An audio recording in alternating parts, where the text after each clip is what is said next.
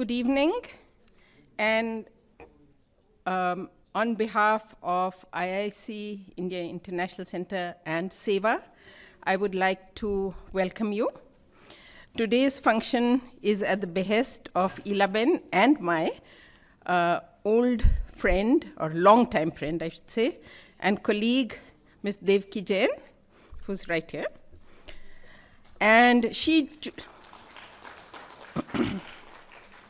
And she chose the day, which is April 3rd, because it is the birthday of an earlier revolutionary, Kamaladevi Chattopadhyay. And we have a question, do we really call them revolutionaries, Kamaladevi and Elaben? Why have we called them revolutionaries? Because we think they brought in new and radical ideas and actions leading to lasting social and systemic change, which then becomes their legacy. And you know, often women who have done this are not recognized in our rather patriarchal society. And of course, when they were doing it, it was even more patriarchal, so they were even less recognized. But we do need to recognize the changes that they have brought. Today, we are going to be talking about Elaben's legacy. Now, I have been with SEWA over 40 years and have seen many real changes. One big change is in the system of finance, which earlier was only accessed by maybe about 20% of people and practically no women. Today, perhaps the poorest women have some form of access. We are not pleased with what they have. We think it should be much more, but it does exist, whereas it didn't exist earlier. Another big change, which goes with the unfortunate decline of the labor movement, of labor unions, and of organized labor, but came with it the recognition of women workers, of unorganized and informal workers, leading to policies, leading to organizations, and leading to real changes in their lives. And that is what we are going to talk about in the legacy of Elaben. About today's program, we will start with a short video which we have put together for 5 minutes. It's a 5-minute video. The first part, which is with a very American accent, actually comes from something called the Elders. And Elaben was part of the Elders. It was an international group which was started by Nelson Mandela. And the first part of the video comes from there. After that, there are parts from other places, but it's only 5 minutes. And after that, I'll be pleased to introduce the speakers one by one as they come up to speak. And each of the speakers have brought about many important changes in their own fields. And each of the speakers who we will hear have worked closely with Elaben and with SEWA for 3 decades or more. I will introduce the speakers later. And now may I ask that the video be played.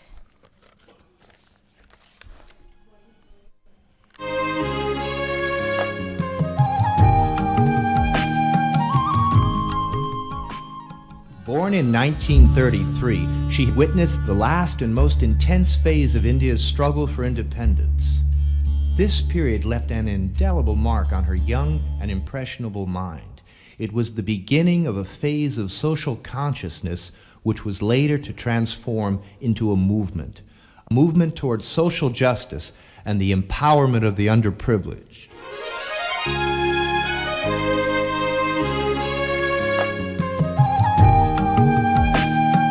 When my country was fighting for freedom, I went to villages to live there, to work there. I was a lawyer.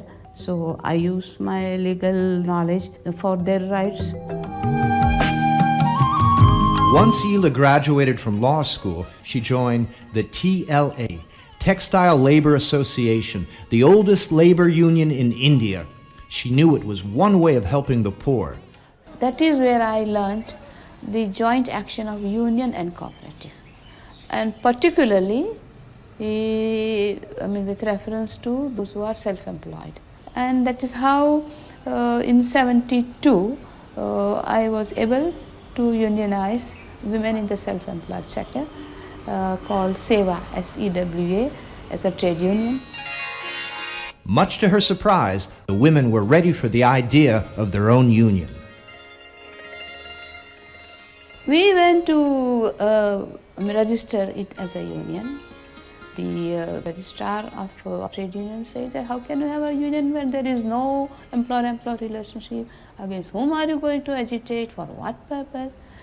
And then we said, yes, it is difficult to pinpoint one employer, but there is a series of, or rather a set of exploiters against whom we have to fight for our rights. And also the purpose of a union is not just only to fight, but also to build up the solidarity amongst the workers.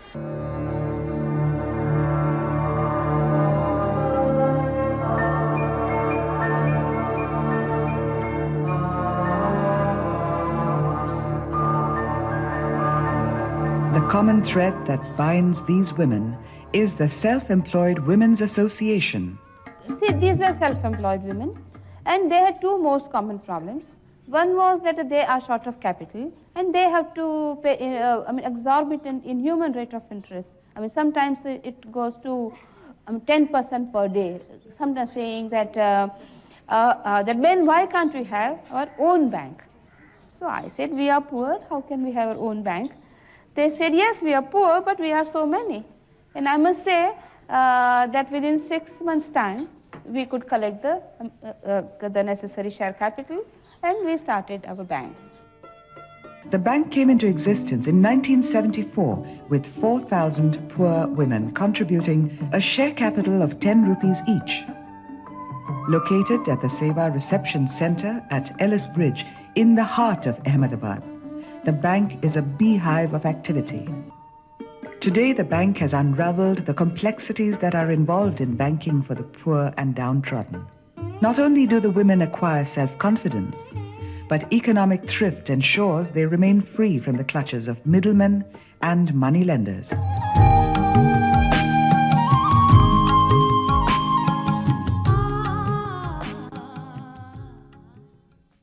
We need to recognize that poverty is violence. It is violence perpetuated with the consent of society. A society that is silent or looks the other way in the face of poverty, it is giving consent to exploitation, injustice, and war. Poverty strips away a person's dignity, humanity. It corrodes the human spirit. My vision is of a world without poverty, full of diversity and interlinked in mutual harmony. This vision is a gift to me by poor and working women, my SEWA sisters, and over past 40 years. Now I try to give it to you.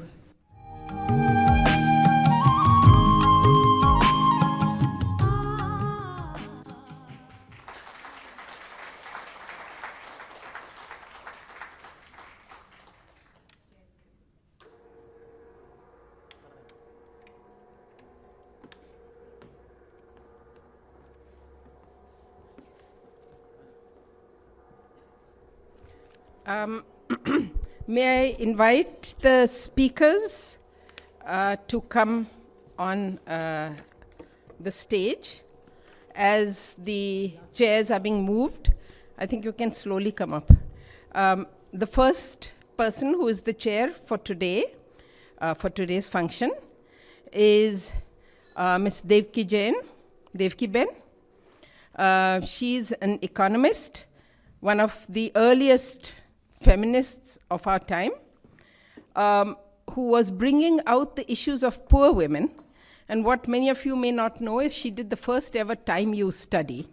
She's also a Padma Bhushan, and she formed the first feminist think tank called ISST. I She, as I mentioned earlier, has worked closely with SEWA. In fact, I should also say she brought me into SEWA so many decades ago. Devaki Ben, can you come up?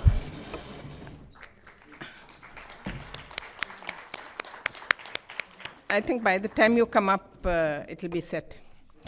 Our second speaker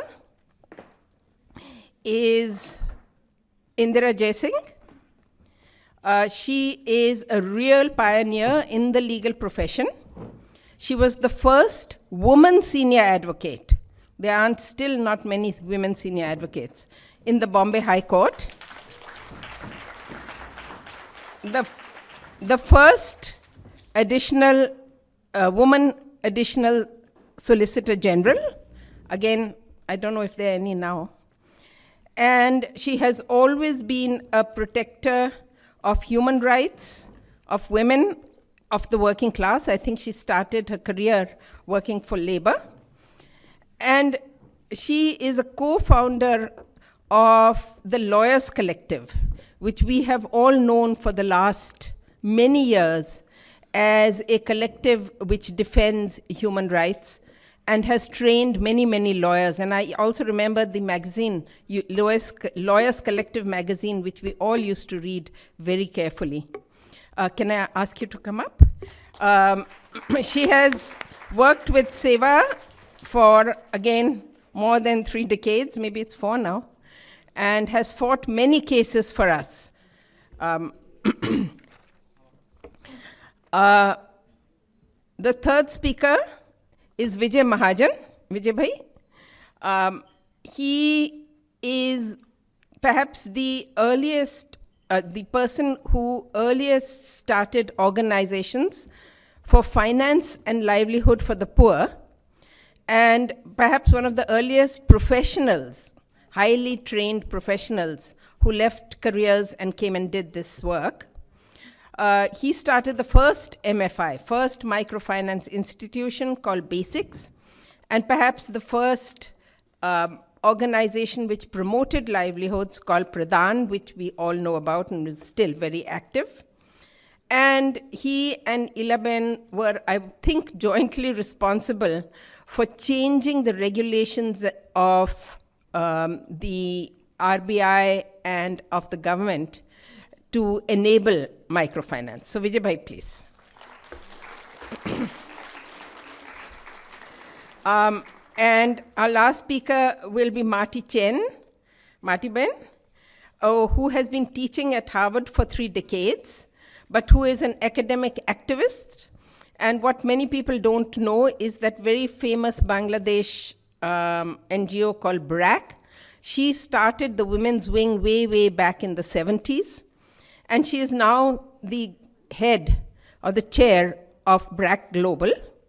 She's also the chair of the UN think tank, UNO Wider. And she too has worked with us, with SEWA closely. And one of the main things I think that we have done together was to found WIGO, Women in Informal Employment, Globalizing and Organizing, which is an international organization of activists or member-based organizations, researchers, and policies. And Elaben and Martha Ben and I were co-founders of WIGO. So Martha Ben, please. The other 2 speakers who I'm not inviting out up here are sitting with us, and aap log jara khade ho jao. And the reason they are not being invited up is because translation is going on. So Kantaben is a construction worker and a chair of SEWA Bank.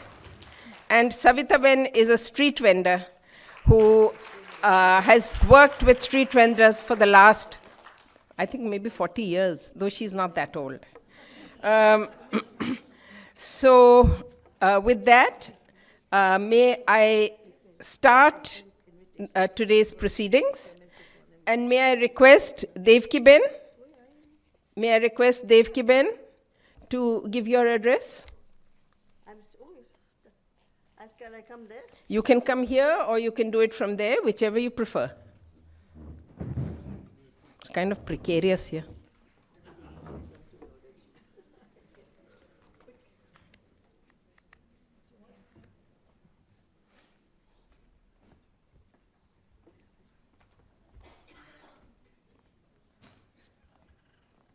I can manage that, I think. I'm sure you can, though it made bad noises when I climbed up. Feels better standing like this than sitting there.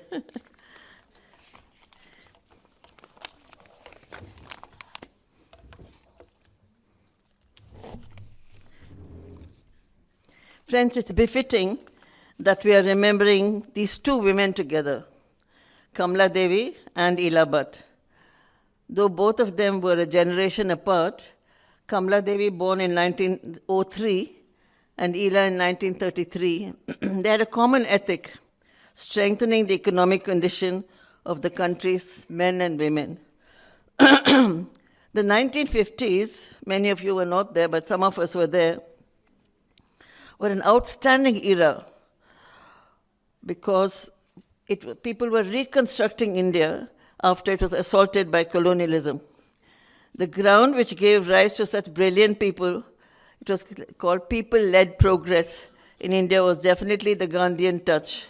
In some sense, one could say that Gandhi unintentionally, just by his very energetic, grounded engagement, was like a pataka, setting a series of cracker bursts in every direction across India. Kamaladevi, I'm doing this because Renana wants Kamaladevi and Ela Bhatt spoken about today, and I'm the only one who's going to do both. Kamaladevi was like a torchlight, shining itself on people and activities that were embedded in India's culture, and then building India into what we can call as a progressive state with justice. Ela, on the other hand, went beyond that, showcasing hawkers, cart pullers, fish vendors, vegetable sellers, the people on the streets. Unfortunately, when we celebrate a good persona, we forget the role of bystanders. So I bring to your attention what Ela has often told me, the remarkable role played by Anasuya Sarabai. She was the one who introduced Ela to the Textile Labor Association, and from there she came in contact with women workers in the informal sector. I would like to suggest that there was fire in the belly of Indians across the board at that time. So many initiatives relating to enabling economic well-being were happening across India. There were these remarkable, enlightened, brilliant crusaders who could transform the flat space, something as common and garden as a trade union, into a storm. And that is what Ela did, and she acknowledges the support of Anasuya Ben Sarabai. When we say that people are revolutionaries, or when we identify someone as a revolutionary, usually they step out of line and engage in something more radical, more transformatory within the same space. I can almost visualize Ela's nervous system as she shifted herself and her sisters out from being consigned to the sewing machine to be leaders of other economic transformations. Out on the streets, women were traders, trading in vegetables and fish and a million other things. Both Ela and Kamaladevi believed in the power of organization. Both revealed the importance of association to bring voice and change. Crafts as consumer goods were the biggest change that Kamaladevi brought to understand the handmade. Everywhere else in the world, including in Southeast Asia, craft remained a product only for decoration. I was told by Malaysians and others, we just use it for decoration. But Kamaladevi made it into a consumer good. And I'm sure you understand the importance of that. So she brought income and visibility to the craftspeople, but demonstrated the new ways in which former colonies could reveal and establish new ideas in economics. Kamaladevi, I would suggest, was a constant challenger. Ela opened the door to show who was a worker, and all became members of a union. In many ways, they had similar beliefs, simple lifestyle, a gift that Gandhi gave to India, to all of them. My good fortune was that I knew them. If I have a message for the gathering here and for the future, I would say bring back these ideas into economic policy to liberate us from dependence. I want to applaud Renana and the team at SEWA for keeping the torch shining. I wish I could say Jai Hind, it looks so sentimental.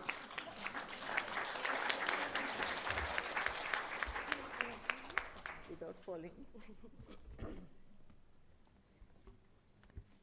Thank you so much, Devaki Ben. And is this working? Yep. Thank you so much, Devaki Ben. And thank you for bringing in the 1950s right up to today. I think we owe a lot to our foremothers and forefathers. May I now ask Indira Jaising to speak, please? You can speak here or there or wherever you like.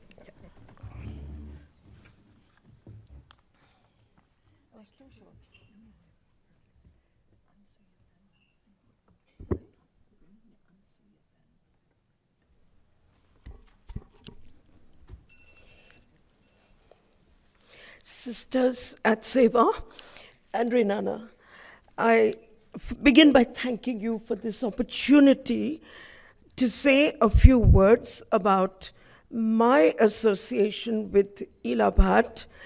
I've been waiting for this opportunity, to be honest with you. I didn't know where to express my views. I had penned a short article which was published in India Forum and apparently well read, but there's nothing like a personal exchange. So I'm grateful for this opportunity. So I have always said that I am the lawyer I am because of the people I represented. And one of them indeed was Ela Bhatt, founder of SEWA. I was fortunate to have done a lot of legal work for her, work which I considered of great significance to SEWA and to my career as a lawyer. So let me begin at the beginning, and that is my association with the women vendors, the vegetable vendors, who had been already unionized by Ela Bhatt. Before I started working for them, I had worked for the Bombay Hawkers Union founded by George Fernandez. And I don't know, I never got the opportunity to ask Ela whether George Fernandez and she ever met. But I kept wondering and thinking, how did Ela manage to unionize the self-employed? Because until then, our idea was that it is the organized working class which can be organized. I know this sounds like an oxymoron, but the word organized working class refers to those workers who work in factories. And we were accustomed to things like workers of the world unite. We have nothing to lose but our chains. And so it always fascinated me that how did Ela Bhatt manage to unionize those who had no apparent employer, as Renana or as the video pointed out. And then it occurred to me that I had worked for the Bombay Hawkers Union. And these were also self-employed hawkers of Mumbai. And it was George Fernandez who unionized them. And I immediately made the connection between Ela's work for the Textile Labor Union, which you saw in the video, and her ability to unionize the self-employed, because that is what happened in Mumbai also with the Bombay Hawkers Union. And at that time also, people asked the question, how can you claim rights on behalf of those who work on pavements? I have been asked this question even in a court of law, leave aside by people who don't know anything about labor.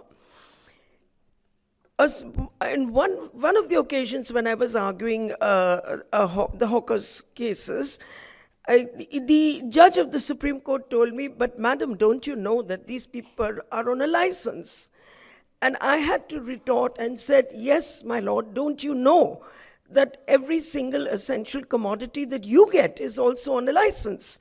And if you're telling me that we are going to cancel these licenses, which is what happened with the self-employed vegetable vendors in Ahmedabad, it was then that he was taken aback and he realized the importance of the right to livelihood. So it was the case of the women vegetable vendors. There's so much to say about the Bombay Hawkers Union, which I have no time to tell you now. It did end up in a history-making judgment of the Supreme Court of India, known as the Bombay Hawkers Union versus the Municipal Corporation, where the Supreme Court of India for the first time said hawkers have rights to hawk. And with this knowledge, I had the courage to work for SEWA.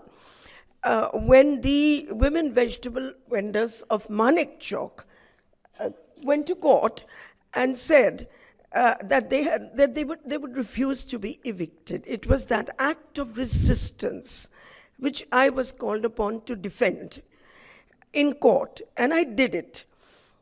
Once again, we had a stubborn SEWA. And we had stubborn vegetable vendors who refused to vacate Manik Chowk. And of course, they came out with very interesting arguments, which I would simply present in court. I didn't invent them. And they said, these are natural markets. They said, we were here before all this construction came up in the city of Ahmedabad, so why should we be the ones to move? You should be the ones to move. And eventually it was Justice Bhagwati who gave an order saying that since you are constructing multi-story premises in Manik Chowk, you will ensure that these women are shifted from the pavement to that multi-story building to be able to sell their wares. It was a historic order, unfortunately not publicized as much as it should be, but it really set the tone. What was a very great anguish to me in all these cases always was the question of evidence. And the municipal corporation would say, what is the evidence that you have been hawking? And do you know what the hawkers had to say and what they had to do? They had to produce the parchees of their being penalized. That was the evidence of their hawking. And I was amazed that they had preserved these little parchees where they had gone and paid fines for their push carts to be taken away, dumped into the municipal corporation, but they preserved those parchees. And those were the ones that got them their rights. So that was really a very, very interesting experience and brought home to me the connection. I can't say it better than what Ela said herself in the video. She said, working with the Textile Labor Union made me understand the power of unionization and corporatization, which she used later. The second time that I had a major interaction with SEWA and with her was when she wanted to protect the rights of home-based workers. These were BD, women who would roll beedies in their homes, where the materials, the leaves and the tobacco would be given to them by a contractor, and they would be sitting at home and rolling them. And there was no way that these people could establish an employer-employee relationships, and they were being told that you are quote-unquote independent contractors. But by that time, of course, I think Ela, I'm not sure about the years, she had already worked on the Shrama Shakti report. She had already established the home worker as a category. She had already established the unorganized worker as a worker. And ultimately, this did lead to an ILO convention in 1996, where for the first time, home-based workers were recognized as a category of workers, not as so-called entrepreneurs, but their labor was recognized as workers. Although the employer was invisible, there was an employer. India has sadly not signed this convention till date, but the convention did come into force in the year 2000. So that was my second very major interaction with SEWA and Ela Bhatt. And the third and the final interaction that I wish to talk about is something that I call a seat at the table, which for me was the most significant of all the cases that I had argued for SEWA. Again, a very little publicized case. This is unfortunate that the cases which are the most significant ones are the ones which do not receive public attention. But this was a case at which SEWA said, we are also a trade union, and why are we not being included in tripartite negotiations between management and labor? And as you all know, tripartite meetings are conducted periodically. Tripartite meaning the employers, the employees, and the government of India, or the government of any state. And SEWA was being excluded from all these meetings. So once again, Renana came to me because this case was argued in the Delhi High Court. And she said, why is it that despite the fact that we are a trade union and that we are workers, we are not allowed to attend these tripartite meetings, as a consequence of which we are not enabled to raise our demands. Again, we took this case to court. It was, again, a bit tragic that the organized trade union movement did not support this effort of SEWA. But we fortunately got an order from the court saying that they have as much right to have a seat at the table as any of the organized trade union movements, which, as you know, every political party, of course, has its own recognized trade union. All of them were called, but because of this judgment of the High Court of Delhi, SEWA then became entitled to attend these tripartite meetings. I consider it the most important of the cases that I have argued for SEWA because this is what democracy is about. It's about a seat at the table, and the history that we have seen has been the history of exclusion of the marginalized, exclusion of women, and the struggle has been for their inclusion, for a seat at the table, and therefore this case was of great significance. I'm not going to say anything about the financial aspects, but one comment I will make after we all know about the bank, and I'm sure other speakers are going to be talking about the bank. But the thing is that ideas cannot be bottled in a bottle and forgotten about. Once an idea has taken shape and become a reality, the ideas escape and they get replicated.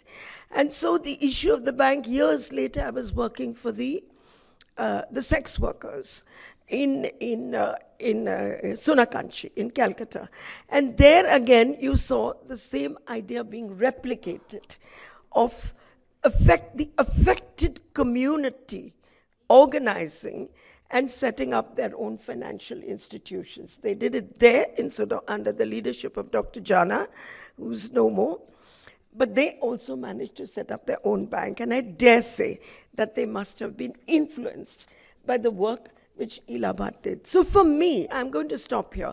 But what I'm going to say is that for me, Ela Bhatt taught me the importance of giving a name to things which never had a name.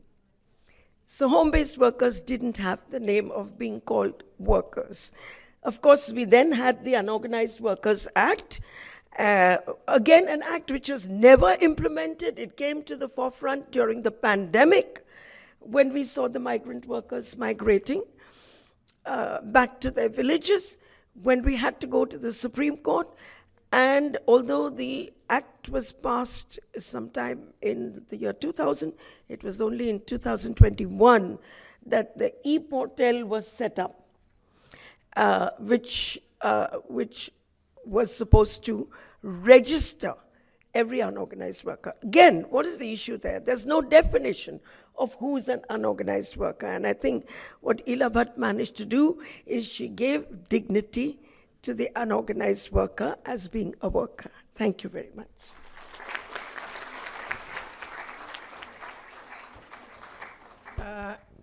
Thank you so much for the ideas you told us. I'd like to add something, if you don't mind. Indira told you about the Home-Based Workers Convention, or it's a Home Workers Convention as it's called.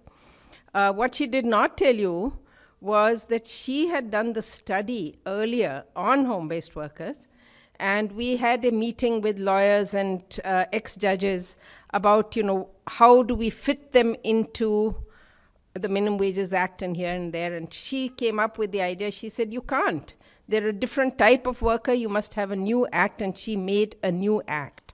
Or she didn't make the act. She drew up a bill, which then Elaben tried to present when she was in Rajya Sabha as a private member's bill, which of course never passed, but then it went, that same thing went to the ILO. So that's one. The other thing I wanted to say was that what she brought out was that this combination of resistance and the law, the combination of bringing people together, giving a name, as you said, and resisting and the law together, that is very powerful. And your seat at the table, what we did before that, I think when there were these tripartite meetings going on national, we sat outside Vigyan Bhavan on the pavements and had to be carted away to the police stations for a couple of days. So that form of, and then after that, we went to court. So that resistance and law, I think, has been perhaps one of the most powerful things that has changed SEWA, or changed what we call, or is part of the legacy.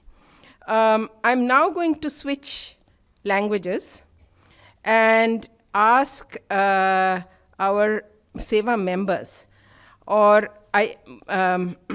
मैं सविताबेन को अनुरोध करूंगी कि आप ऊपर आइए. सविताबेन एक street vendor है, अपने आप भी बताएंगी, सब्जी बेचती हैं और बहुत सालों से सेवा में है और बहुत सालों से इलाबेन को भी जानती थी और हमारी जो मूवमेंट है उसको वो काफ़ी आगे ले गई हैं. तो मैं आपसे रिक्वेस्ट करूंगी कि आप अपनी कहानी थोड़ा बताइए.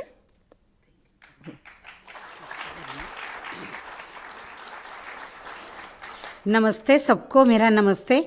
मेरा नाम सविताबेन है और मैं खुद वेंडर हूँ. सब्जी बेचने का काम कर रही हूँ. मेरी मम्मी सेवा में पहले लीडर थी, तब मैं पढ़ाई कर रही थी. तब की बात करूँ तो मेरी परिस्थितियाँ बहुत ख़राब थी. पहले पापा का हार्ट का प्रॉब्लम था, वो मिल कामदार थे और मम्मी सब्जी बेचती थी. मम्मी के ऊपर सारे बोझ थे, इसके लिए मम्मी सेवा में लीडर के दौर पे वहाँ काम कर रही थी. मैं एक दिन की बात बताऊँ तो एक दिन मम्मी लारी पे खड़ी थी. मैं स्कूल की फ़ीस लेने के लिए मम्मी के पास गई कि मुझे स्कूल की फ़ीस दो. तब वहाँ मंजुला बहन जो सेवा के संगठक थे वहाँ भी खड़े थे. तब वहाँ एक पुलिस वाला आया और 50 रुपया हफ्ता मांगा.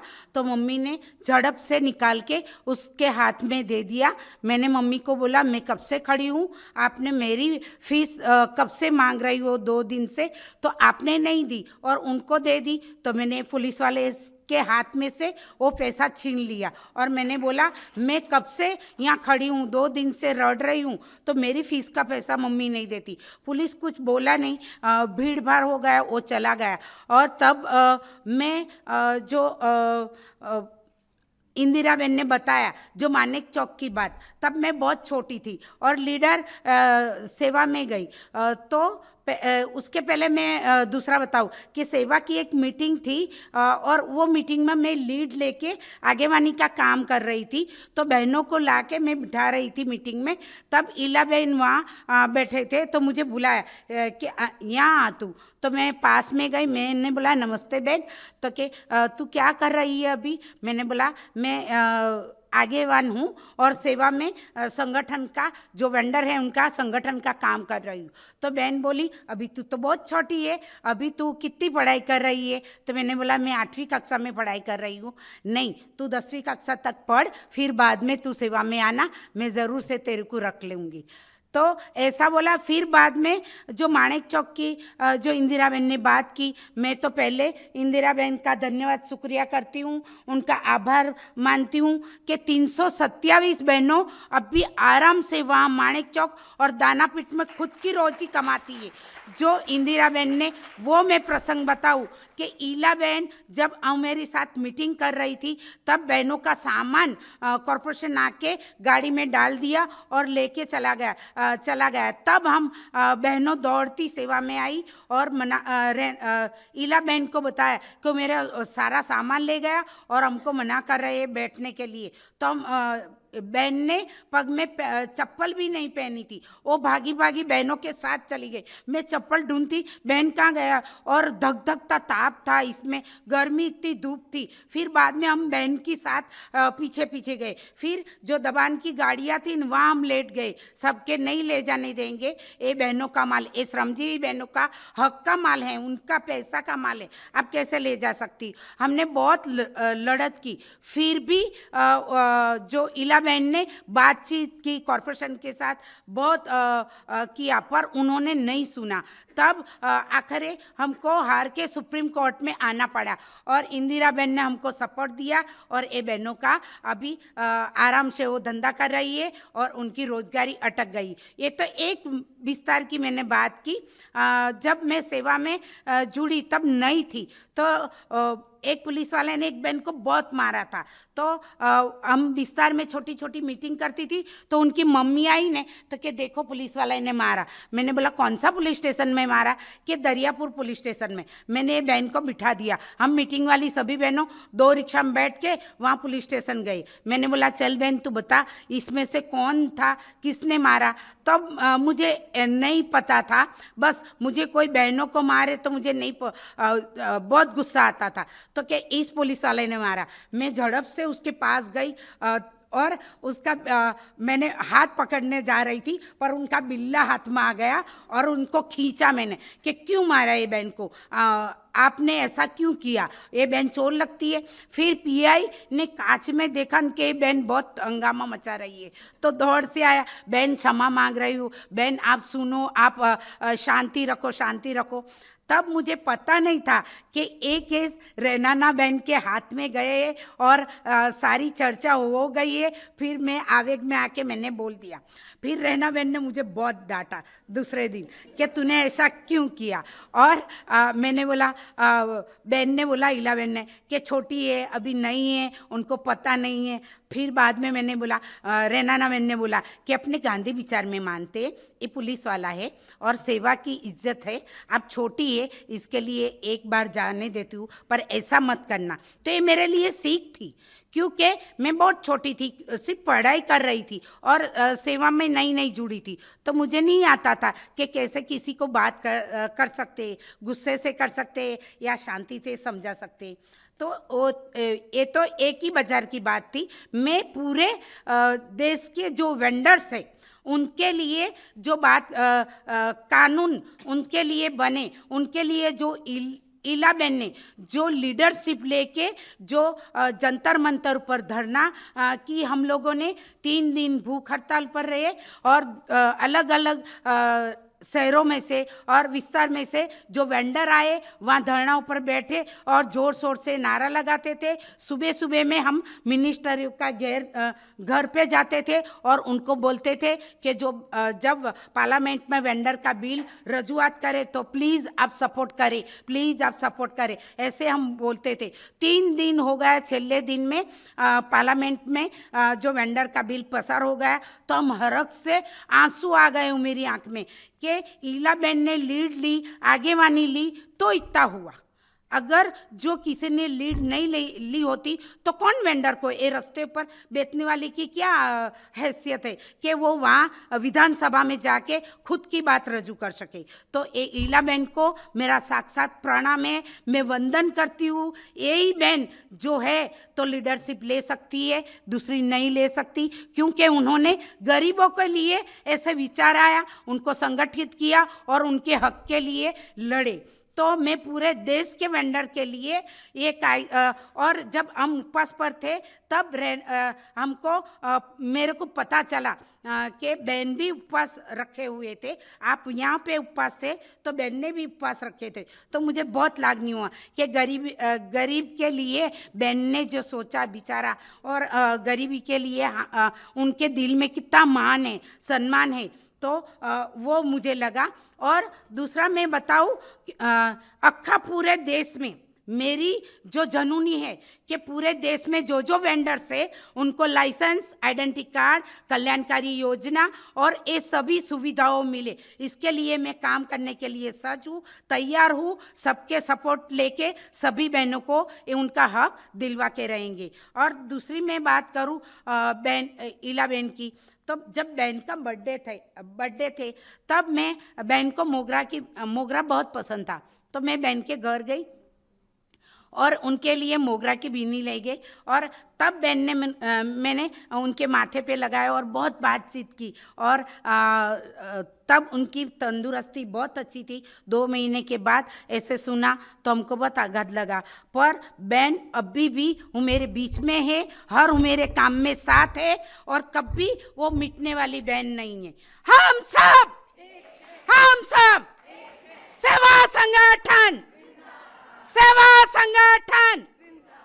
आभार, धन्यवाद।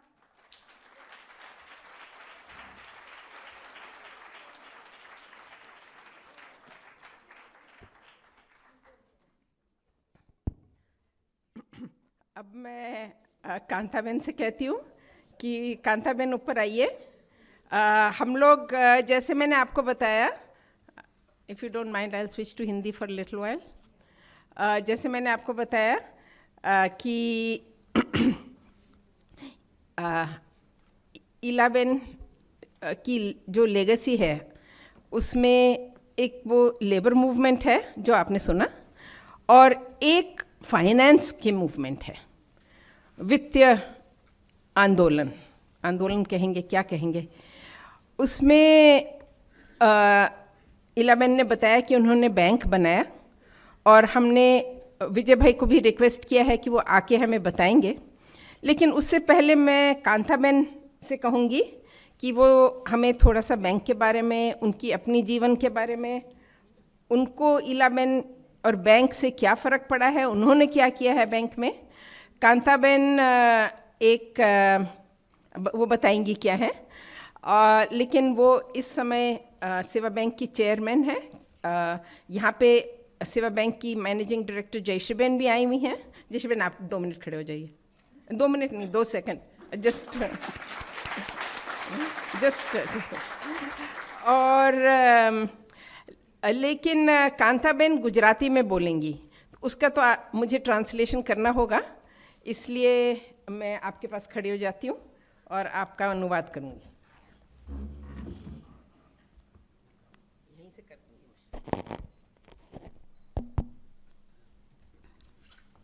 નમસ્તે બધાને, મારું નામ કાંતાબેન ચાવડા છે।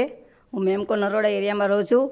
હું એક કડિયા કામ કરતી બેન છું, અને હું 11 વર્ષની હતી ને ત્યારથી કડિયા કામ કરતી હતી। મારા મા બાપની પરિસ્થિતિ બહુ ખરાબ હતી, એટલે એ લોકો પાસે ભણવાના પૈસા નહોતા। પણ જ્યારે પહેલી શરૂમાં 11 વર્ષની હતી, નોકરી કામ પર ચડી, ત્યારે ખાલી જે ઢાબુ ભરે ને એના તગારા ખાલી ઉતારવા જતી હતી દર રવિવારે। પણ મારી પાસે કંપાસ લાવવાના પૈસા નહોતા, એટલે હું દર રવિવારે રજા રાખી અને 1 રૂપિયા રોજમાં કામે ચડીશું। 11 વર્ષની હતી ને 1 રૂપિયા રોજમાંથી હું કામ ચડી ગઈ છું। પછી એમ કરતાં કરતાં થોડા વર્ષ થયા મારા લગ્ન કર્યા એટલે પછી મારી સાસરીમાં આવી અને પછી મારા 16-17 વર્ષની હતી ને જ લગ્ન કરી નાખ્યા। સાસરીવાળા ગરીબ જ હતા, થોડું લાવતા ને થોડું ખાતા, પણ મા બાપની તો બહુ પરિસ્થિતિ ખરાબ હતી। અમે 5-6 ભાઈ બહેન હતા, એમાં અંધાઈથી નાની હું હતી. અંધાઈથી નાની હતી એટલે મને પહેલાંથી જ ખબર પડતી હતી કે મા બાપની પરિસ્થિતિ, એટલે હું 11 વર્ષમાં જ હું કામે ચડી ગઈ. પણ મા બાપનું દુઃખ નથી જોઈ શકતી. રસ્તામાંથી લાકડા વીણતી આવું, ગમે તે જે તે વીણતી આવું, રાતે રાંધવાનું હું બળતણ લઈને આવતી હતી. બોલો તમે.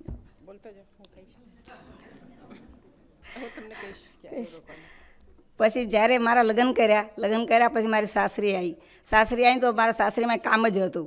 કામ તો હજુ અત્યાર લગીમાં કામ ચાલુ જ છે, બંધ થતું જ નથી.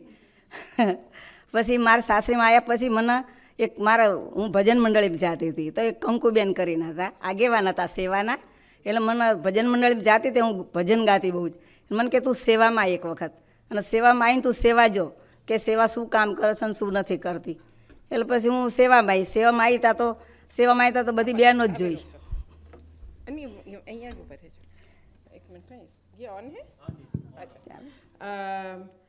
कांताबेन का कहना ये है, कांताबेन अहमदाबाद की है, मेमको विस्तार की, मेमको ना, और वो एक कंस्ट्रक्शन वर्कर है, कड़िया काम कहते हैं उसको, एक बांधकाम मजदूर है, मतलब कंस्ट्रक्शन वर्कर.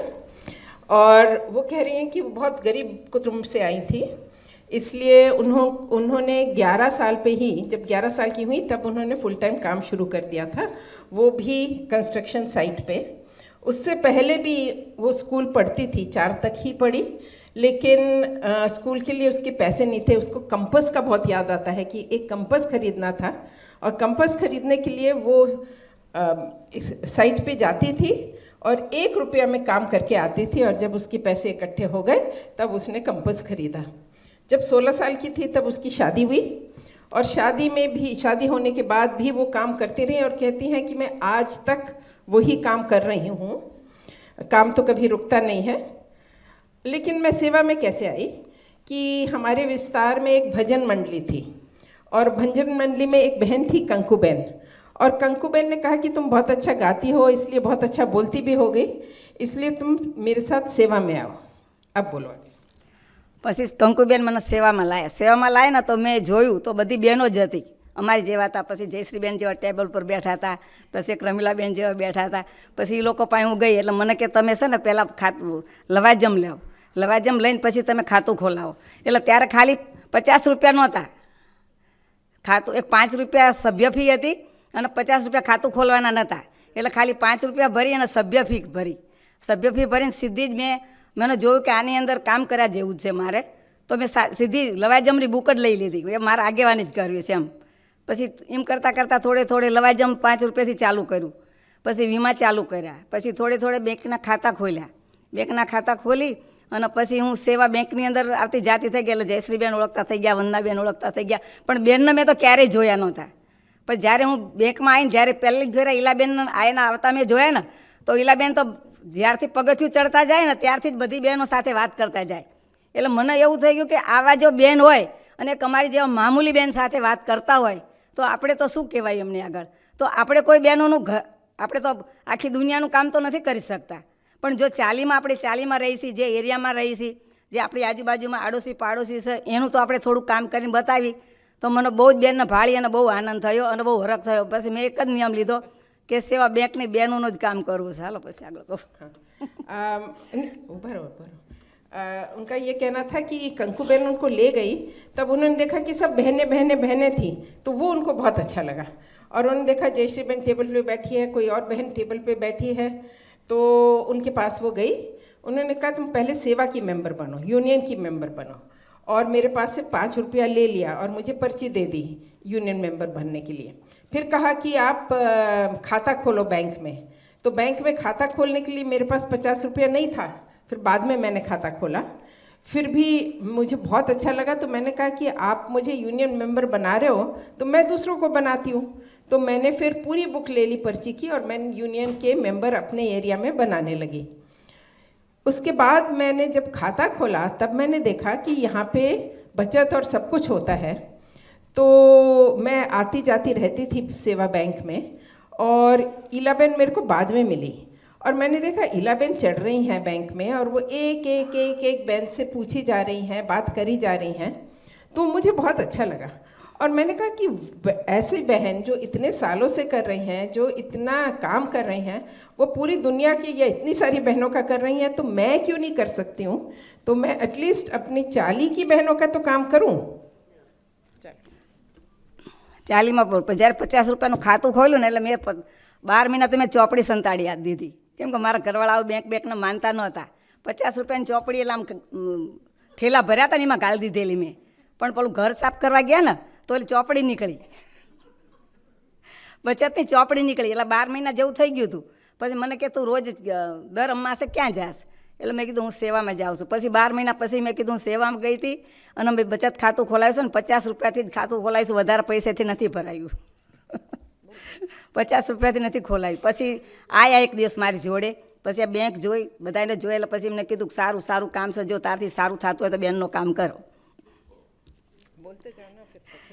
પછી જ્યારે લોનું લેવાનું થયું બેનું ન, પણ હું જ મારા પહેલી જ ફેરા જ્યારે હું લોન લેવા ગઈ ને તારા 3000માં મેં 30 ધક્કા કર્યા હતા.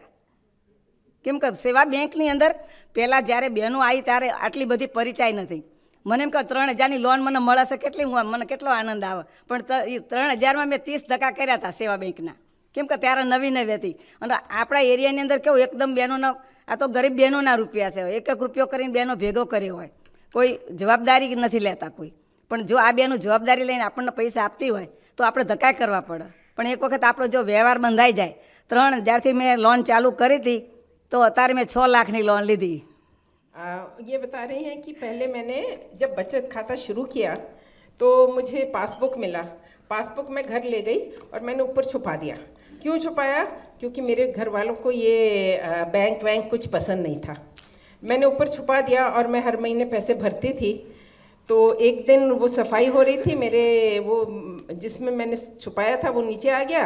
मेरे घर वाले ने देख लिया और मेरे घर वाले ने कहा ये क्या करती हो तुम, हर महीने कहाँ जाती हो? फिर मैंने उसको समझाया कि मैं कैसे 50 रुपये भरती हूँ. फिर मैं उसको ले गई बैंक में, उसने सब कुछ देखा तो उसको अच्छा लगा. तो फिर उसके बाद उसने मेरे साथ लड़ना बंद कर दिया. और फिर मैंने सोचा कि मुझे लोन की ज़रूरत है, मैं लोन लेती हूँ. और जयश्री बहन को ये अच्छा नहीं लगेगा, लेकिन उन्होंने ये बोला कि पहले लोन लेने के लिए मुझे बहुत धक्के खाने पड़े. तो मैं बहुत बार गई और फिर मुझे नहीं मिला. फिर मैं समझ गई कि ये बहनों के पैसे हैं. अगर हमको कोई गारंटी मिलता है, मतलब कि दूसरे लोग हमें कहते हैं कि ये लोन भरेगी तो हमें मिल सकता है. मेरी 40 में ऐसा कोई था नहीं. फिर भी मुझे फाइनली लोन मिला और मैंने अच्छी तरह वापस किया. मैंने 40 में दूसरों को भी लोन दिलवाया और आज मैं अभी 6 लाख रुपए का लोन लेके आई हूँ.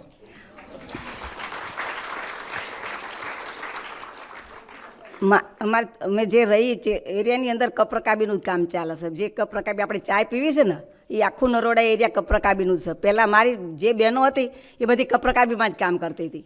પછી કપરકાબીના કામ કડિયા કામ કરતી હતી, પછી કપરકાબીમાં ચડી. કપરકાબીનું કામ બંધ થઈ ગયું ને એટલે અત્યારે હાલની તારીખમાં આખી જે અમારો એરિયો છે એ અમારે જે હું જે રહું છું ને આજુબાજુ બધા રૂનું કામ કરશે. જે દિવાબત્તી કરી છે ને આપણે એ રૂની પૂણીનું જ કામ કરશે. પણ જે હું કડિયા કામ કરતી હતી મને ખબર અનુભવ હતો કે કડિયા કામ કરવામાં, બાંધકામ મજૂરી કરવામાં અને મકાન બનાવવામાં કેટલી મહેનત થાય છે અને કેટલીમાં તકલીફ પડે છે. અત્યારે મકાન લેવા જાય તો કેટલી તકલીફ પડે. અત્યારે મારી આજુબાજુ બધા જ રહી છે તો 40ની અંદર જ. કોઈ 25 લાખવાળું મકાન નથી, કોઈ 30 લાખવાળું નથી, કોઈ 20 લાખવાળું નથી. પણ જે એરિયામાં અમે રહી છીએ થોડે થોડે બધી બહેનોએ લોનું લઈને અમારા અત્યારે મકાન બનાવે છે. અને મકાન લઈ અને અત્યારે પાછા બધા જે ધંધો રૂનો ધંધો કરે છે એની અંદર જ લોન લઈ અને પૈસા લઈ લોન લઈ અને અત્યારે ધંધામાં બેનો આગળ થયું છે મારી. उनका कहना ये है कि मैं जिस चाली में रहती हूँ सब लोग पहले कंस्ट्रक्शन वर्क करते थे. फिर बहनों के लिए वो आस्ते आस्ते बंद हो गया, बाहर के लोग आने लगे. तो फिर वहाँ पे क्रॉकरी, कप सॉसर बनाने का काम चालू हुआ. कप सॉसर बनाने का काम चालू हुआ और सब लोग कप सॉसर बनाने लगे. फिर उसका भी मार्केट चला गया. अब सब लोग रुई का काम करते हैं. रुई में वो दिए में जो रुई दिया जाता है वो बनाते हैं. लेकिन ये मैं ये कह सकती हूँ कि हमारे चाली में पहले सब कच्चा था, सब घर कच्चे थे. अब सब घर पक्के हो गए हैं और सब लोगों ने लोन ले के ये घर पक्के किए हैं. लोगों ने लोन लेके ये क्रॉकरी का बिजनेस भी शुरू किया, लोन लेके ये रुई का बिजनेस भी शुरू किया। तो हमारी चाली जो बहुत गरीब थी अब जरा अच्छी लगने लगी है। पर જ્યારે હું આવી ત્યારે પહેલું જ શરૂઆતમાં જે સંગઠન કર્યું, સંગઠન કર્યા પછી પ્રતિનિધિ બની, પ્રતિનિધિ બન્યા પછી રચયિતા બાંધકામ જે મંડળી કરીને એની હું કારોબારી બની અને ત્યાર પછી બેંકની અંદર ડિરેક્ટર તરીકે કામ કર્યું, ડિરેક્ટર તરીકે પછી વાઇસ ચેરમેન બની ને અત્યારે હું ચેરમેનમાં છું। मुझे लगता है वो ट्रांसलेट करने की ज़रूरत नहीं है, लेकिन बीच में उन्होंने जो बताया कि वो यूनियन में जोड़ा, यूनियन में से एक कोऑपरेटिव बनाया गया, कंस्ट्रक्शन वर्कर्स कोऑपरेटिव, और फिर कंस्ट्रक्शन वर्कर्स कोऑपरेटिव में बहुत एक्टिव रही और ऑफ कोर्स अब बैंक में चेयरमैन है। अब बताओ चेयरमैन और लीलाबेन। હું ચેરમેન રહી પણ અત્યારે જે હું જે 3.5 કિલોની ઈટું આમથી ને આમ માથે 24 ઈટું ઉપાડતી હતી એની જગ્યાએ અત્યારે 10 ગ્રામની પેન હું ચલાવું છું ને એટલે હું તો ઈલાબેનનો ધન્યવાદ માનું છું, જયશ્રીબેનનો, કેમ કે જે હું 24.5 ઈટું ઉપાડતી હતી માથે એની જગ્યાએ અત્યારે હું 25 ગ્રામની પેન અને આખા જેટલા એરિયામાં કોઈ બી એરિયામાં જાઉં તો મને કોણ નથી ઓળખતું ને એટલો મને આનંદ થાય છે કે જો હું સેવામાં બેંકમાં ના આવી હોત તો મને મારા ઘરનાય નહોતા ઓળખતા। અને આજે મને બધા આખી દુનિયાની અંદર જાઉં, હું જે ભજન મંડળી લઈને જાઉં ને તો એક ગલીએથી મારા અડધો કલાકથી બહાર નીકળાતું નથી, બધા મને ઊભી રાખે, બેંકનું જ પૂછે, ગાડીમાં બેઠી હોય તો બેંકનું પૂછે, બહાર ગામ જઈ હોય તો બેંકનું પૂછે, બેન તમે ક્યાં જાઓ છો, શું કામ કરો છો, અને ફોન જ હોય સીધો બેંકનો જ દે, એટલે બધા આમાં બેઠા હોય ગાડીમાં પૂછતા હોય મને। અને ધન્યવાદ માનું છું, જો જે ઈલાબેન જે બન્યા ને કોઈ બની શકવાના નથી, આપણેથી કશું જ નથી થવાનું, પણ જે ઈલાબેને કરી બતાવ્યું ને એવું કરી બતાવી, એટલું તો ના કરી પણ એનું ભાગનું કામ કરીને આપણે બતાવીને તો જ આપણી સાચી મહિલા સેવા બેંક અને સેવા સંગઠન ગણાય। जय सेवा, जय सेवा। उनका कहना ये है कि पहले मैं 24 ईंट उठा के जाती थी, ऊपर चढ़ती थी, अब मैं कितने ग्राम का पेन उठाती हूँ? 10 ग्राम ही 10 ग्राम का पेन उठाती हैं। और पहले तो उनको कोई पहचानता नहीं था, घर में भी नहीं पहचानते थे, उनका नाम भी नहीं बोलते थे। अब वो जहाँ जाती है वहाँ पे लोग उसको बुलाते हैं। अगर वो किसी नई चाली में गई, कोई भी चाली में गई, तो उनको बाहर निकलते निकलते घंटे लग जाते हैं कि लोग उनको पकड़ते हैं। उनके पास फ़ोन आते रहते हैं, वो अगर यात्रा में है, कहीं ट्रेन में है तो फ़ोन आते रहते हैं और लोग पूछते हैं कि किसका फ़ोन आ रहा है, तो बताना पड़ता है कि बैंक से फ़ोन आ रहा है। तो ईलाबेन ने जो किया, मैंने सोचा कि उसका भी एक छोटा भाग भी अगर हम करें तो बहुत बड़ी बात होगी, जो मैं करने की कोशिश कर रही हूँ।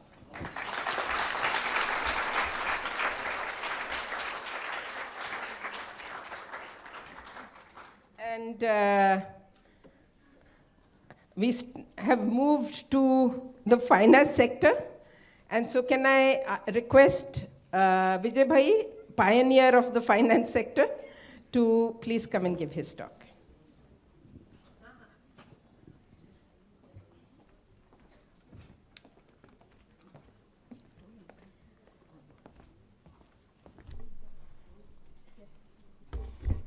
કાંતાબેન, તમારા પછી શું કહી ના શકું? હા, તો હું અમદાવાદનો ભણ્યો છે, તો એની નમસ્તે। मतलब IIM में पढ़े ना? नहीं, अहमदाबाद में पढ़े, सेवा अकेडमी में पढ़े। Right. So, well, in a sense, what we heard has captured the essence of what Elaben did. As you heard from Kantaben, she had a difficult time to get her first loan, even from SEWA Bank, because in those days, if you remember, Jayashiben, guarantor zaruri hota tha. So, and she didn't have a guarantor in her immediate vicinity. But now she just said she borrowed 6 lakhs. So, what I will do is walk you through the processes, the important steps, some legal and regulatory, and some organizational and advocacy, that Elaben sort of conceived and led several of us to to work with her, and which over a period of several decades has resulted in the kind of stories that you heard from Kantaben. Except that for those of you who don't know, I want to give you a sense of the numbers like Kantaben. So, in 1993, when I got a postcard from Elaben saying, Vijay, next time you're coming to Ahmedabad, come and see me. I used to know her earlier from her time in, from my days in IIM, and then from her time in the Planning Commission. So she used to write these postcards. There was no email at that time. And so I went to see her, and she said, you know, we have this issue in SEWA Bank that we have always seem to have more deposits than, than the demand for loans. And I want you to study whether there is something wrong with the way we are doing things. So I said, well, Elaben, I'll be happy to do the study, but in fact, that is the most admirable part of SEWA, that it's a place to save in the first place, a safe place to save. But she said, no, still go and have a look. And so in a sense, that's where I really studied a bank from the inside for the first time. Devaki was the MD. And but at that time, SEWA had SEWA Bank, which was at that time the country's biggest organization for organized access to finance, had about 7,000 borrowers and about 18,000 members. This 31st March, although the exact numbers are going to come out, but it's estimated that there will be 6.5 crore microfinance borrowers, roughly 90% of them women.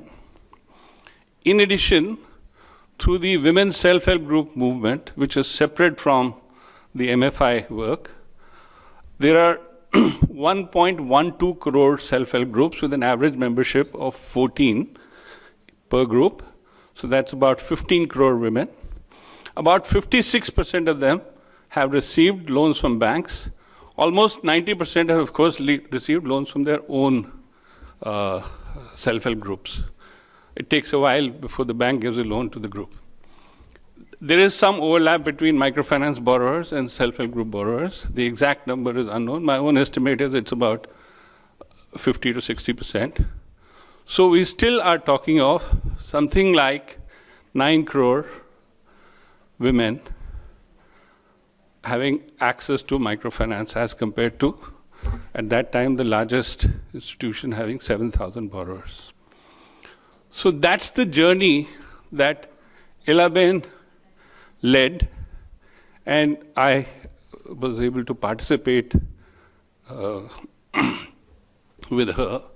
Her first attempt at this was after the Shram Shakti report, which came out in the late, it was in 1987, right? 88, yeah. After Shram Shakti, and that report clearly identified access to finance, access to credit as a major constraint in the livelihoods of women. And she called me, and I had a batchmate from IIM Ahmedabad. Her name is Bharti Gupta Ramula, and she was heading the financial practice in Pricewaterhouse. And both of us, Elaben called and said, the two of you should help me design a SEWA Bank-like bank for all of India.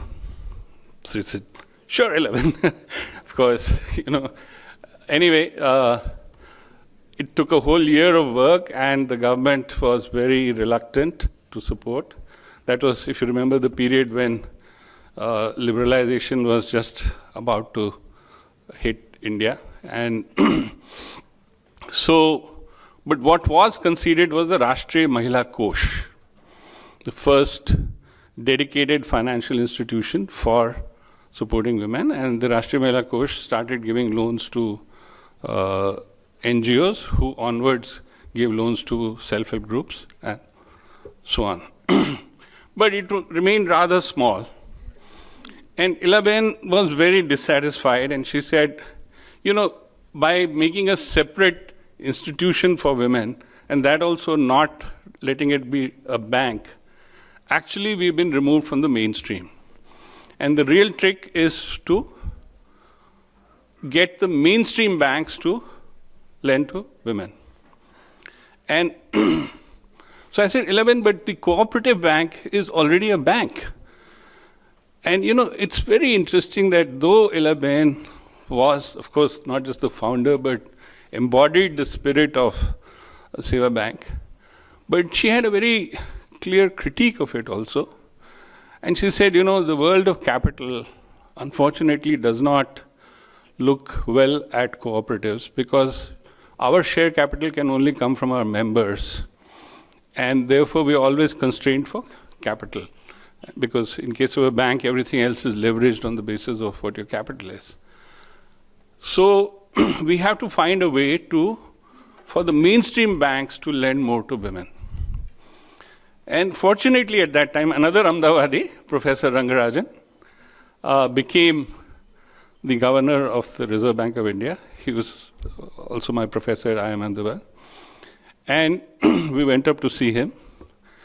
And the self-help group idea, which we had been working on for several years, was presented. He knew about it, but we managed to present it to him in detail. And Professor Rangarajan immediately approved a pilot project in 1992 to establish bank linkages with self-help groups for up to 3,000 groups. That was the thing.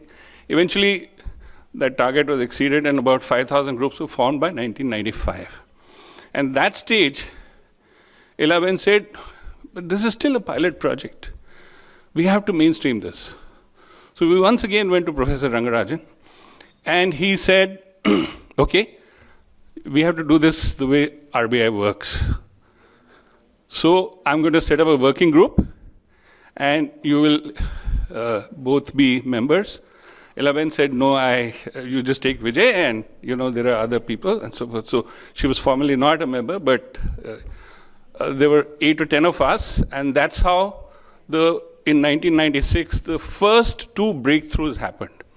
One was that women self-help groups, which are unregistered groups, were allowed to open accounts in banks. Till then, a group could not open an account in bank unless it was registered. And whether it should be registered or not required, Indira, as you know, a big battle. And eventually, it was fortunately resolved in favor of, thanks to Professor Rangarajan, in favor of unregistered groups becoming bank. And then the second big breakthrough was that banks were allowed to give a bulk loan to these groups for the explicit purpose of on-lending to their members. So the concept of recognizing a self-help group as an intermediary was also. So though Elaben was not a member of that working group, but she was very much, guiding us. And that's how that breakthrough happened. It was only 5,600 groups by 1996 when we submitted our report. This 31st March, as I said, there are 1.14 crore groups, of which 56% are linked with banks. By the way, in terms of amount of money, this 31st March, microfinance was about 3 lakh crores, 3 trillion rupees. And self-help group component of that is about 80,000 crores. So it is significant amount of money. So the story that you heard from Kantaben, touching as it is, to me, as a policy wonk and as someone who tries to do things at scale in this country, what is really amazing is that Elaben led both levels of that work. She could sit with Kantaben, and you heard the stories from her and from Savitaben, And she could sit with, I've seen her sit with actually 3 successive governors of the RBI. And very patiently put forward her point. In fact, I had the good fortune of being with Elaben when she met Dr. Manmohan Singh. He was still the finance minister at that time. This was 95, late 95, I think. And he promised, and his exact words were, if our government comes back, I promise you, Elaben, we will set up a bank for the poor. Well, as luck would have it, that government didn't come back. Dr. Manmohan Singh was no longer the finance minister in 1996. But Mr. Chidambaram became the finance minister at that time. And he announced a concessional, not a nationwide bank linkage, but something called a local area bank, which later on today became a small finance banks. And so there are many, many such examples of how through conversations, repeated meetings, persuasion, Elaben made huge differences to policies, helped build institutions, helped move them towards the goal, in all with great patience. Miraben is sitting in front of me. Elaben's work is well known because of SEWA's work with credit, but Elaben was very concerned about the issue of risk in the lives and livelihoods of self-employed women. And therefore, she always felt that insurance is very important. And she felt that using savings for insurance is not correct. See, if you don't have insurance, then you rely on your savings, or you rely on charity or God. But using savings for taking care of what should be actually taken care of by insurance is not a right financial principle. And so Elaben was a member of the Insurance Regulatory and Development Authority, IRDA, when it was first formed, and for 5 years.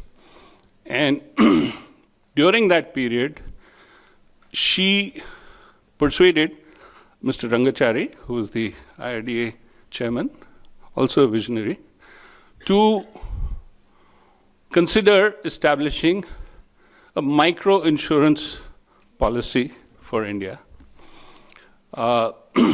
Rangachari agreed, and unfortunately, by the time the policy was going through the works, both Mr. Rangachari and Elaben retired from the IRDA. One day I got a call from the ministry saying, you've been made a member of the IRDA, a part-time member, and I knew who was behind it. So, and I then was fortunate to help complete that work. But India is the first country in the world to have an explicit micro-insurance policy, insurance for poor people. And there's a whole series of guidelines which ensures that they get benefit, a whole range of insurance policies, not just life, but health and asset insurance and so forth. I want to fast forward. 2007, when Professor Rangarajan retired from RBI, was asked to head the National Committee on Financial Inclusion. And I was asked to be a member of that. Once again, we both, Professor Rangarajan and I, went to see Elaben, and we sought her guidance on what should be done for financial inclusion. She was very clear that this trio of services, trio of financial services, savings, credit, and insurance, but access through formal regulated institutions. She kept saying that. She said this SAT thing is good, but do not let off your formal systems from serving the poor and particularly the women. And so we therefore came up with the National Financial Inclusion Plan. And as you know, now roughly 95% of India's adults have bank accounts, which is a combination of many, many such policies. partly aided subsequently by the 2008-9 Raghuram Rajan Committee report on financial sector reforms, where the whole idea was further taken into detail. So, so while I had the benefit of serving on these committees, but behind me, there was always Elaben's guidance and advice. She was increasingly more reluctant to sit on formal committees because of, it meant lots of time and so forth, but she always gave very clear guidance and so forth. So, I want to end by saying that the institutional structure of SEWA Bank, and I don't want to go into detail of how much I have studied the world's banking sector, particularly in the context of serving the poor, but the institutional structure that the SEWA Bank has, it's basically a member-owned, member-run institution where the entire lending money comes out of deposits, which is members' money, and which is a lightly regulated institution.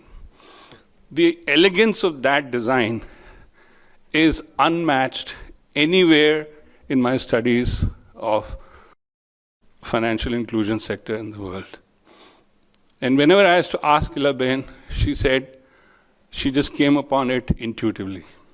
And that, I think, was her great simplicity, that she could figure out these very complicated things, but see how they will serve people like Kantaben and Savitaben.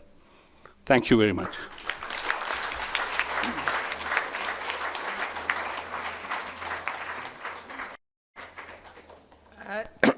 Thank you so much, Vijay Bhai. And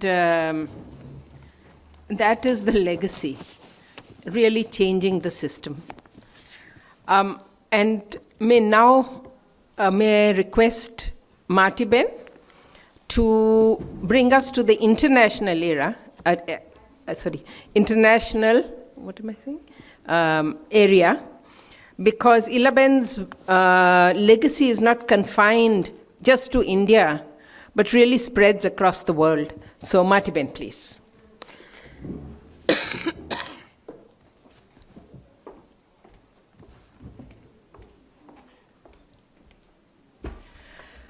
So good evening, and I'm mindful that you've been sitting for a while, so I'm going to skip a few of the quotes I had. I wanted to have a lot of quotes of Elaben because her, the deceptive, the deceptive simplicity of her quotes that revealed this sort of profound vision and intelligence. But I do want to say I am going to talk about international organizing and statistical measurement, because those are both parts of her legacy. Elaben and I first met in Dhaka, Bangladesh in 1976. She had been called by UNICEF as a consultant to advise on women and girl empowerment because she had just 4 years earlier founded SEWA. And I had the good fortune to be working with BRAC, the Bangladeshi NGO, on women's empowerment, and was asked to meet her. Elaben often spoke in parables, short, deceptively simple stories with wider moral and political meaning. So I do want to share this parable because I never forgot it when I heard it in 1976. It features the price of bamboo, and the two protagonists, if you will, are paper mills and a woman basket maker. So what Elaben taught me was that in India, the paper mills can buy bamboo at 10 paisa on bamboo at the time from the forest department, while the basket maker bought the bamboo, a single bamboo, for 10 rupees. Now she admitted that the paper mills were buying in bulk, and the basket maker was buying one bamboo at a time.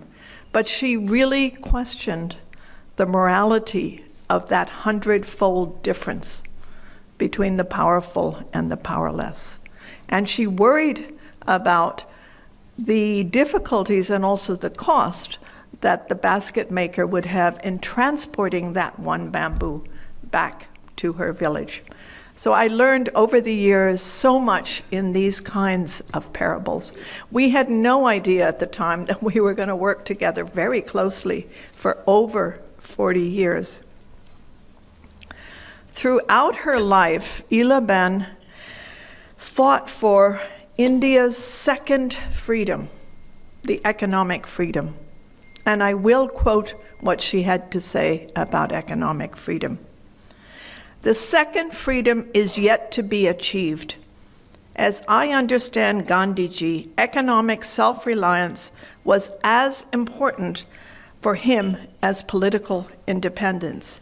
He called economic poverty a moral collapse of the society, acknowledging that political change or technological change does not necessarily remove poverty because it does not automatically remove exploitation. Therefore, the problem of poverty and loss of freedom are not separate. So she also understood that the informal economy was sort of the link or the pathway between economic growth and poverty outcomes.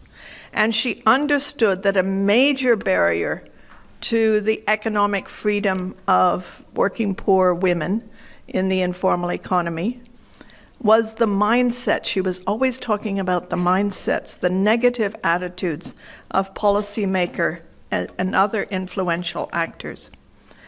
And again, I'll quote because it's worth listening to. This is what she had to say to the graduating class of June 2006 from the Harvard Kennedy School.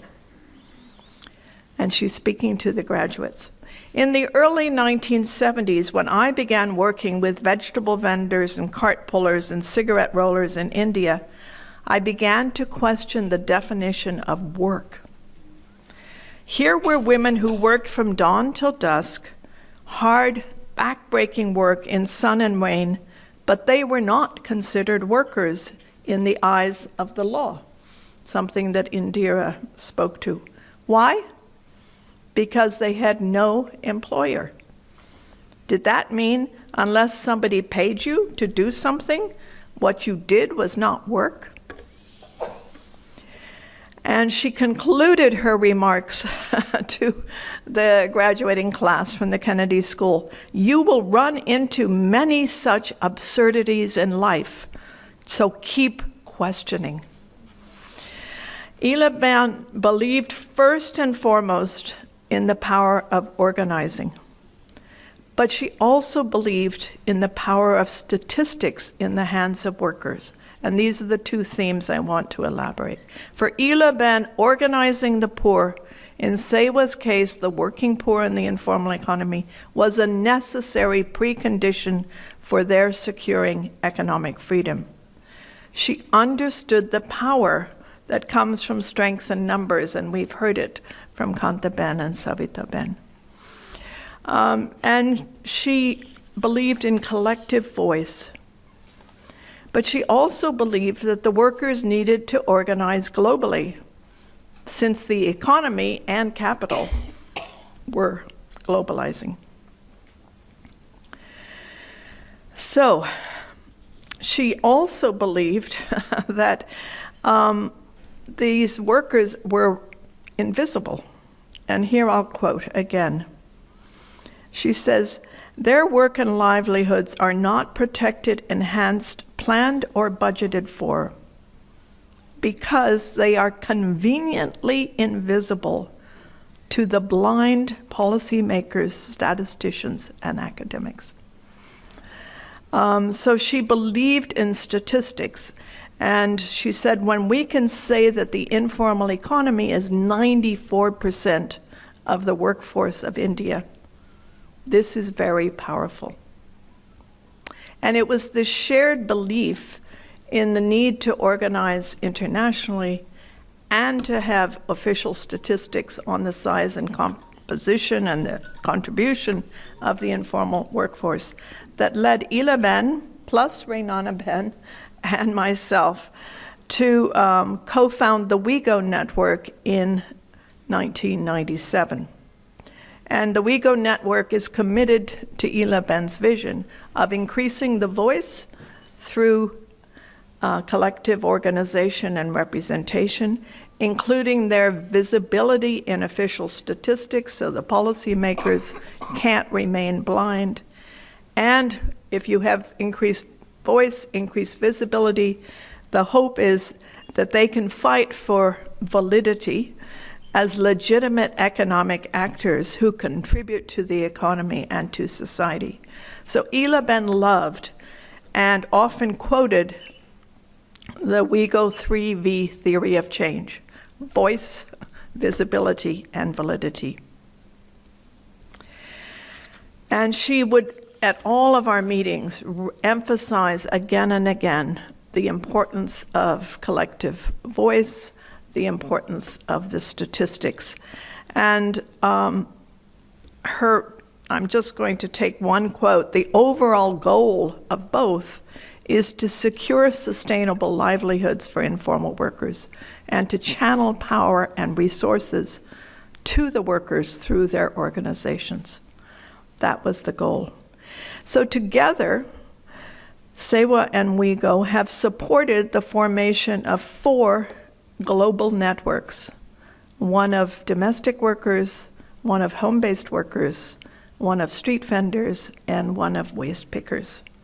And together we have also promoted an improved definition, an expanded definition of informal employment, which more than 20 countries are now using in their gathering of labor force statistics. So in 2018, the ILO is responsible for labor statistics in the UN statistical system, published the first ever global estimates of informal employment.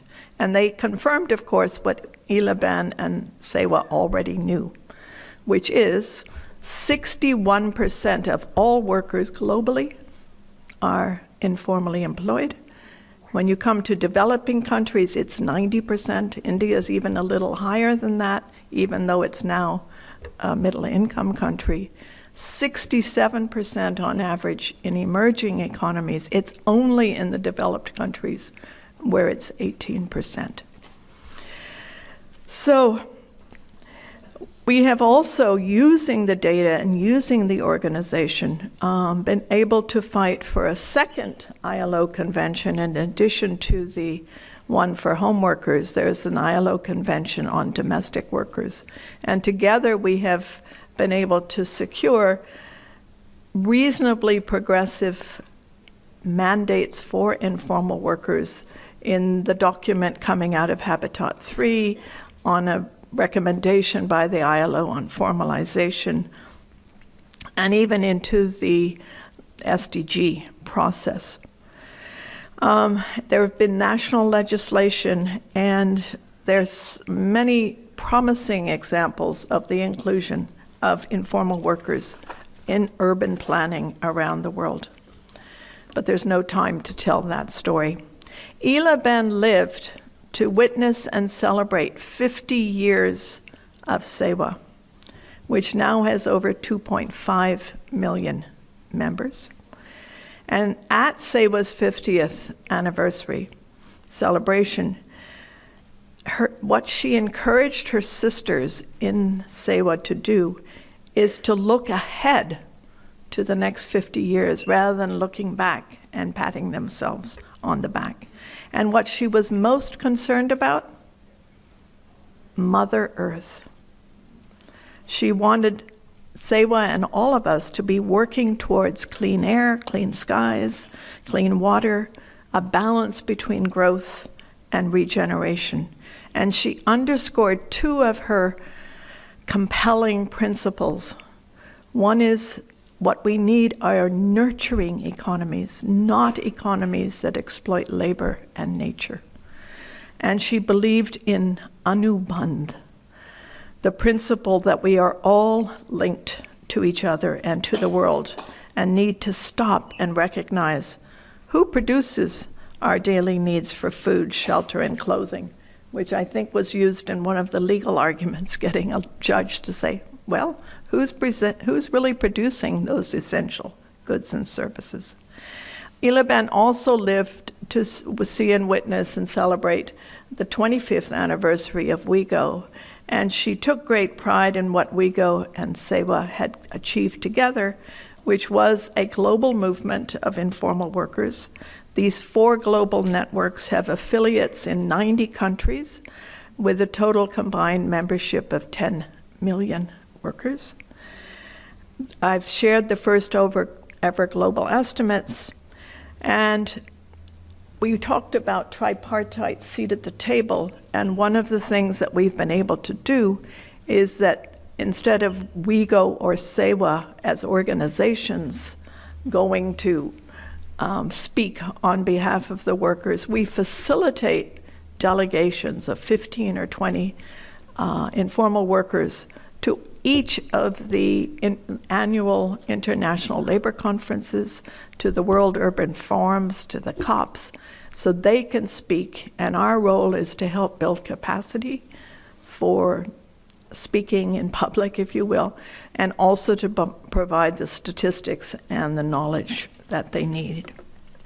So I think Elaben was deeply satisfied before her death, but she, in my last conversation with her 2 months before she passed away, she was just worried about the world, the state of the world.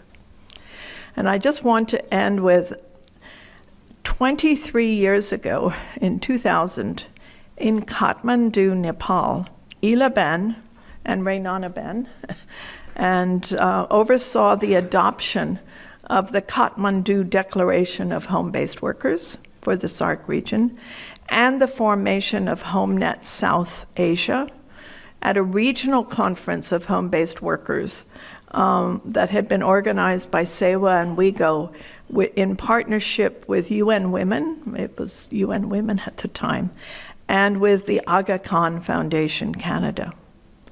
So she would take great pride and satisfaction that 3 weeks from today, in Kathmandu, representatives of 75 organizations of home-based workers from 33 countries, from 5 regions of the world, are gathering for their first physical Congress. They had a founding Congress virtual during COVID, but this is their first physical Congress, and they will adopt a constitution and they will ratify the election of their representative leaders.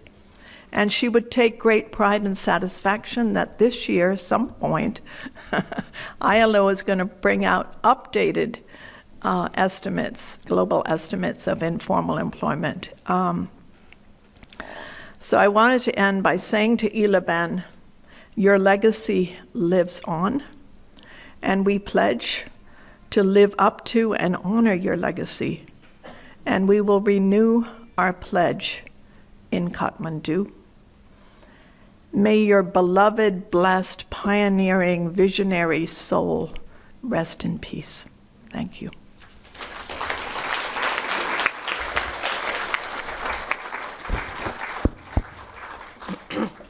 Thank you so much, Martiben. We're ending this event now, and I would especially like to thank Devaki Jain for talking to India International Center and starting this off and conceptualizing this evening. Thank you, Devaki Jain, and of course for chairing. I'd like to thank our speakers, Indira Ben, Vijay Bhai, Martiben, all long-time collaborators, and who actually, as I said, in their own fields, have made major contributions. And also Savitaben and Kantaben, who came from Ahmedabad to speak but had to leave. A special thank you to Tete, our program coordinator, who made this whole thing happen. It's actually an IIC event with SEWA. And then, of course, to my dear colleagues in SEWA Bharat, which is the federation of all the SEWAs and based in Delhi. Thank you, Sanchitaben, Punarben, Priyaben, and I'm sorry if I don't name somebody, Sanjana Ben, Furkan Bhai, Ranjit Bhai, Bharti Ben, and I'll thank those who I've forgotten later. And special thanks to all the women of SEWA who actually has made SEWA happen. And thank you all for coming and patiently listening to today.